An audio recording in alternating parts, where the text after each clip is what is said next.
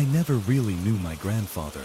He wasn't the warm storybook type of grandparent, more like the grizzled old man in the woods that no one really talked about, the kind of guy who lived alone, kept to himself, and always had a shotgun loaded by the door.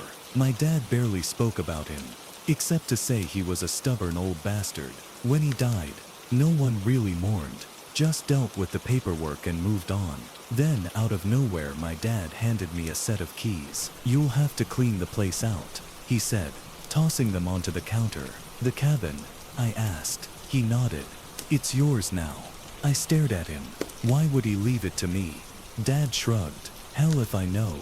Maybe he figured you'd be dumb enough to actually go up there." I almost laughed it off, but something in his voice bothered me. Not the usual frustration, something closer to fear.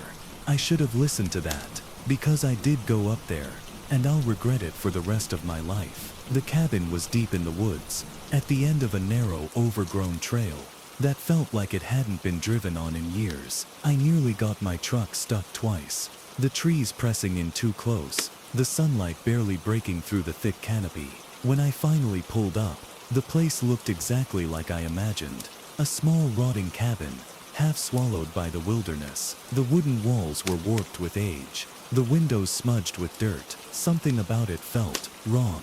I shook it off, grabbing my bag and stepping onto the porch. The wood groaned under my weight. Then, I saw the door. Scratches, deep, jagged gouges in the wood, like something had tried to claw its way inside. My stomach tightened. Bare, maybe, but the marks weren't random. They were deliberate, long parallel slashes that ran from the top of the door to the bottom. I hesitated, fingers hovering over the handle.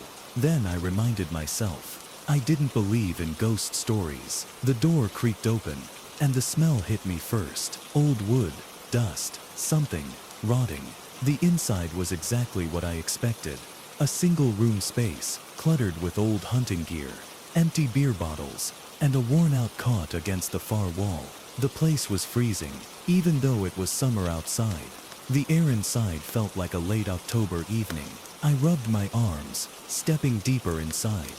That's when I saw the notebook, sitting on the table, and when I read it, I realized my grandfather had been keeping a record of something that had been watching him. The notebook was old, the leather cover was cracked, the pages yellowed and brittle, filled with scrawled handwriting that looked rushed, uneven, like someone had been writing in a hurry. The first few pages were normal, hunting logs, weather conditions, notes about the land, but the deeper I flipped, the worse it got. The entries turned from hunting notes to warnings. May 5th, 1998. Saw it again. Last night, watching from the tree line. Too damn big to be a coyote. Too damn quiet to be a bear. I know what it is, even if no one else will say it. May 20th, 1998. Claw marks on the trees again. Fresh, bigger than my hand. June 2nd, 1998. It's testing the cabin. Scratched at the walls last night. It knows I'm still here. June 11th, 1998. If you're reading this, get out before dark. My hands went cold. I flipped to the last entry. The ink was smudged, the handwriting frantic. June 14th, 1998. It's in the trees right now. It doesn't like the fire, but I'm out of wood. If I don't make it, don't stay here. It doesn't stop. It doesn't sleep. And it's not alone. I slammed the book shut, my heart hammered in my chest. I turned toward the door. The air suddenly felt too still, like the whole forest was listening. A cold shiver crept down my spine. I wasn't alone. Then outside, something moved.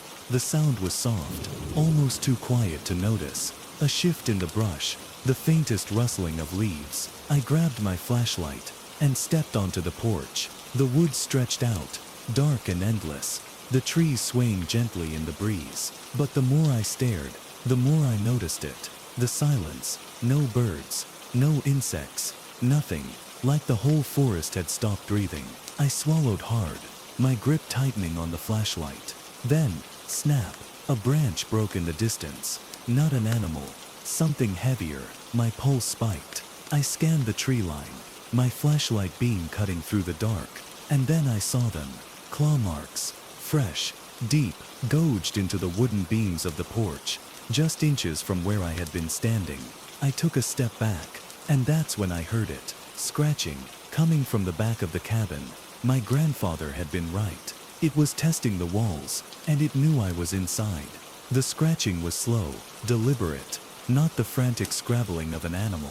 This was different, like it wanted me to hear it. My stomach tightened as I backed toward the door, heart hammering against my ribs. The sound moved, shifting from one wall to the next, circling the cabin. It was walking on all fours. I tried to steady my breath, tried to tell myself it was just a coyote, maybe a wolf, but my grandfather's journal sat on the table behind me. His warnings rang in my head. It doesn't stop, it doesn't sleep, and it's not alone. I reached for my hunting rifle. The metal was cold in my hands, but it made me feel a little less helpless. Then, something tapped against the window. Tap, tap, tap, tap. I turned, flashlight shaking, my breath caught in my throat. The glass was fogging up. Something was breathing against it. And then, it moved. A long pale hand, tipped with razor-thin claws, slid down the window pane. I couldn't see its face, but I could see its fingers curling, scratching lightly at the glass, like it was teasing me, testing to see if I'd run. I took a step back, gripping the rifle so tight my knuckles ached. Then, the door handle moved, a slow, gentle turning, like something was trying to open it. I raised the rifle, and that's when I heard it. The whisper, right against the window, a low, rasping mimic of my own voice. Let me in. I fired. The gunshot shattered the silence, the blast ringing through the tiny cabin. The window cracked, but whatever was outside was already gone. I stood there, panting, sweat dripping down my back. Then the laughter started. Low, breathless, a sound not meant to come from human lungs. It was right behind the cabin now, waiting. I didn't waste another second. I grabbed the journal, the keys, and bolted for the truck. The moment I stepped outside, the scratching stopped, and in the silence, I heard something shift in the trees. I turned, flashlight scanning the tree line, and that's when I saw it. The rake pale too thin, hunched on all fours at the edge of the woods. Its eyes were wrong, not glowing, not animalistic, just black, endless holes, and its mouth still smiling, watching me, waiting. I jumped into the truck and slammed the door. My hands were shaking so badly, I could barely shove the keys into the ignition. Then, the laughter stopped, and it moved, fast. I barely had time to slam the truck into reverse before it lunged, those clawed hands slamming into the hood, its teeth bared in something almost like a grin. I floored it. The truck roared backward, and I felt the thing scrape across the metal, its fingers dragging down the side. Then, it stopped, just stood there, watching. As I tore down the dirt road, I swear I saw it mouth something my grandfather had written. It doesn't stop, it doesn't sleep, and it's not alone. I never went back. I sold the cabin, left town, but sometimes, in the middle of the night, I wake up to the sound of scratching at my window. This happened during the summer of 2019. I was 19 and home from college, staying with my parents in northern Michigan. My hometown is the kind of place where the biggest excitement is a new fishing shop opening. It's quiet. Nothing really happens there, except for the stories. Growing up, people always whispered about the Dogman. I'd heard the legends, how something huge wolf-like, but not quite a wolf, stalked the deep woods, how some locals refused to go out at night. My dad used to joke about it, saying it was just an excuse people made up when they saw a bear after drinking too much. I always thought it was just a myth, until that night. My best friend Ryan was also back in town for the summer. We'd been close since elementary school, always looking for adventure in a place where there wasn't much of it. Ryan had found this abandoned logging road on Google Maps, a forgotten trail that cut deep into the woods for miles. Supposedly, it led to an old sawmill that had been shut down for decades. "Dude, we gotta check it out," he had said, his eyes practically glowing with excitement. "Who knows what's still in there? Maybe we find some old equipment, something we can take back as a trophy." I was hesitant. The woods at night were bad enough, but an abandoned sawmill, In a place where people already whispered about creatures lurking in the trees. Yeah, no thanks. But Ryan was persistent. Come on, man. We used to sneak into abandoned buildings all the time back in high school. What's the worst that could happen? I wish I had never answered that question. It was around midnight when we parked at the edge of the woods. The logging road was barely visible. Just a narrow, overgrown path cutting between the towering trees. My truck's headlights cast long shadows, making everything feel too still. I rolled down the window and immediately regretted it. The air was thick, heavy, with the scent of damp earth and pine. But there was something else too. Something foul, like rotting meat. I shook it off, telling myself it was just a dead animal somewhere nearby. Ryan was already out of the truck, slinging his backpack over his shoulder. Dude, hurry up. We don't have all night. I took one last look at the road behind us. Empty, just stretching back toward town. Then I grabbed my flashlight, took a deep breath, and followed him in. The deeper we walked, the quieter it got. At first we could still hear the distant chirp of crickets, the rustling of leaves in the breeze. But after about a mile, those sounds disappeared. No insects, no wind, just silence. Ryan noticed it too. He glanced at me, lowering his voice. Is it just me? Or does it feel like we're being watched? I forced a laugh. Dude, stop. You sound paranoid. But I felt it too. That itching sensation at the back of my neck. Like unseen eyes were following our every step. We kept walking. The logging road twisted through the trees, its edges lined with old, rusting equipment. A collapsed wooden shack here, a forgotten saw blade half buried in the dirt there. Then we saw the first set of claw marks. Ryan's flashlight flickered over a tree trunk, and we both stopped. Something had gouged the bark, long, deep slashes, like an animal had raked its claws through the wood.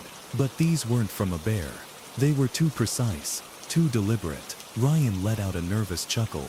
Maybe some hunter left those. I didn't answer, because something felt wrong. Then from somewhere deep in the trees, a snap, like a branch breaking under something heavy. Ryan swung his flashlight toward the sound. Nothing, just trees, stretching into the endless dark. We stood there, listening, then breathing, slow, heavy, deliberate, coming from the shadows ahead. Something was watching us, and it wasn't human. We froze. The breathing was deep, heavy, each inhale slow and deliberate, like something was tasting the air. It wasn't the sound of a deer or a bear. It was something bigger, more intentional. Ryan and I stood there, flashlights shaking slightly in our hands. The path ahead twisted into pure darkness, trees so thick that even the moon barely touched the ground. Ryan whispered, "Dude, do you see anything?" I swallowed hard. No, but something's there. Neither of us moved. I wanted to believe it was my imagination, but my gut knew better. The forest had been silent since we got here. The only sound was our own footsteps, until now. I lifted my flashlight and aimed it into the trees. For a moment there was nothing, just the same dense stretch of oaks and pines, their twisted branches stretching like skeletal fingers into the sky. Then, eyes, two glowing, amber-yellow orbs blinked open in the darkness. My stomach dropped. They were too high off the ground, too big. Then they rose higher. Ryan sucked in a breath beside me. "Dude," he whispered, "it's standing up." The thing had been crouching, and now, it was getting taller. I wanted to run, every single instinct in my body, screamed to move, but we were frozen, locked in place by those burning eyes. Then it stepped forward. A branch snapped beneath its weight, loud as a gunshot in the dead silence. My flashlight barely caught its outline. Broad shoulders, long arms, a snout too narrow for a wolf. I felt my breath hitch. It was watching us, not like a curious animal, like a predator. Ryan grabbed my arm. "We need to go." I nodded. We backed up, step by step, slow and careful. I tried to keep my flashlight aimed at the thing, but my hands were shaking. The eyes followed us. Then, it moved, not running, not walking. It dropped onto all fours and crawled. The movement was so unnatural, so fluid and fast, that I felt my knees almost give out. Ryan whispered, "Oh God, oh God." It was keeping pace with us. I tried not to blink, tried to keep my breathing steady, but the way it moved, lurching forward in jerky, unnatural bursts made my skin crawl. Then, a sound low, deep, a chuckle. It was laughing. That's when Ryan snapped. "Run!" he screamed. And we did. We sprinted back the way we came. The forest around us blurred, branches tearing at my jacket, the ground uneven beneath my feet. The air was too thick, like the trees themselves were closing in, trapping us. I didn't look back, but I could hear it. The pounding of heavy footsteps, the snap of branches, the low, ragged breathing of something that was gaining on us. Ryan tripped. I skidded to a stop just in time to see him hit the dirt, his flashlight tumbling from his hands and rolling into the darkness. "Get up," I gasped, reaching for him. He scrambled to his feet, panting, face pale. "It's right behind us." Then the growl, louder than before, so deep that I felt it in my chest. I turned, and it was there, standing in the middle of the path, barely 30 feet away, in the full glow of my flashlight. I saw everything: the matted fur, dark as the night itself, the long stretched limbs, hunched but still unnervingly human. Its arms dangled too low, ending in massive claws, still dripping from where they had scraped through the trees. Its snout curled into a grin. Teeth. So many teeth. Ryan grabbed my wrist. We ran, faster than before. The path twisted, our lungs burning, but I didn't care. The trailhead was close. I could see the break in the trees, the faint glow of the road beyond. If we could just reach my truck. Then Ryan screamed. I turned just in time to see something blur past us. Not a shape, just a streak of movement. Then Ryan was gone. I skidded to a stop, breath catching in my throat. Ryan. The forest was silent. No footsteps, no breathing, just empty space where he had been. My hands shook. I turned in circles, flashlight beam bouncing wildly off the trees. "Ryan," I yelled again. Nothing. Then, something whispered my name, soft, mocking. "Caleb." I ran. I burst through the tree line, my boots skidding against the gravel road. My truck was parked right where we left it, but my hands were shaking too much to get the keys from my pocket. The forest behind me was silent. I tried to catch my breath, scanning the tree line, hoping, praying, that Ryan would come sprinting out after me.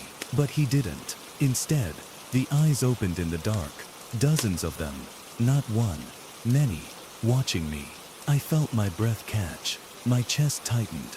Then I saw him, Ryan, standing at the edge of the trees. But something was wrong. He wasn't moving, wasn't even blinking. His head was tilted slightly, eyes blank, mouth slightly open, like he was listening to something, like he wasn't really there. "Ryan." I took a step forward. Then, his head snapped toward me, his jaw unhinged, and in a voice that was not his own, he said, "Run." Ryan's voice wasn't his. It sounded wrong, like something else was speaking through him, using his mouth but not quite getting the human tones right. It was distorted, stretched, almost mechanical in a way that made my stomach churn. "Run." It wasn't a scream. It wasn't a whisper. It was a command. I stood there, my body locked in place. My heart was hammering in my chest, my breath coming in short, shaky bursts. Then Ryan's mouth closed. He was still standing perfectly still, his arms limp at his sides, his eyes locked on me without blinking. Something was wrong with him. I forced myself to take a step forward. "Ryan." My voice barely made it out of my throat. He tilted his head slightly, like a puppet being manipulated by invisible strings. His shoulders twitched once, his fingers curling, uncurling. Then, the forest behind him moved. A shadow detached itself from the tree line. My breath caught in my throat. The thing was massive, easily 7 feet tall, its hunched frame covered in thick matted fur that blended into the darkness. Its arms were too long, hanging low at its sides, and as it stepped forward, I saw its claws flex. But its face, God, its face, it was almost a wolf, but not quite. The snout was narrower, more angular, and the jaw too wide, stretched into something that looked too much like a grin. Its eyes, they weren't like an animal's. They were intelligent, and worst of all, they were laughing at me. I staggered backward, my flashlight shaking in my hand. The light caught its face, and the moment it did, it moved. Not walking, not even running. It blurred. 1 second it was standing behind Ryan. The next it was right beside him. I felt my stomach drop. Ryan twitched again. And then, he smiled. A slow, stiff, unnatural movement. His lips curling up just enough to show his teeth. I felt my chest tighten. "Ryan," I whispered again. He didn't answer. Neither did the thing beside him. Then the dogman reached out. Its hand clawed. Unnatural rested on Ryan's shoulder. And Ryan stopped moving, like he had been switched off. I knew then, that wasn't Ryan anymore. Whatever this thing was, it had him. And I was next. I ran, harder than I ever had before. My body moved on instinct, my legs burning, my breath coming in ragged gasps. As I sprinted toward the truck, I could feel it. I didn't hear footsteps. It was too fast for that. But I could feel it closing in.